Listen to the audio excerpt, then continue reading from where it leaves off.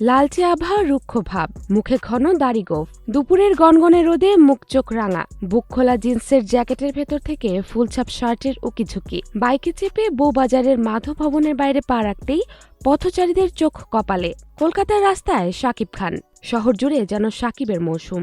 নায়কের পেছনে ক্যামেরা ছুটছে, কখনো তিনি অ্যাকশন দৃশ্যে, কখনো বাইকে চেপে স্ট্যান্ড দিচ্ছেন। তাকে ঘিরে আছেন দুই নায়িকা, তাসনিয়া ফারিন ও জ্যোতির্ময়ী কুণ্ডু। শ্রীলঙ্কায় শুটিংয়ের পর ফেব্রুয়ারির দ্বিতীয় সপ্তাহে কলকাতায় নীরবে শুটিং চলছে পরিচালক আবু হায়াত মাহমুদের আসন্ন ঈদের ছবি Prince once up on a time ইন ঢাকার। হাওর, বোবাজার, অলিপুর জেল হয়ে ভারতলক্ষ্মী স্টুডিওর সর্বত্র শাকিব খানের গতিবিধি। জানা গেছে কলকাতার শুটিং শেষে সিনেমাটির ইউনিট যাবে হায়দ্রাবাদে। শোনা যাচ্ছে ৯০ দশকের ঢাকার ত্রাস শীর্ষ সন্ত্রাসী কালা জাহাঙ্গীরের চরিত্রে এই সিনেমা অভিনয় করছেন শাকিব খান।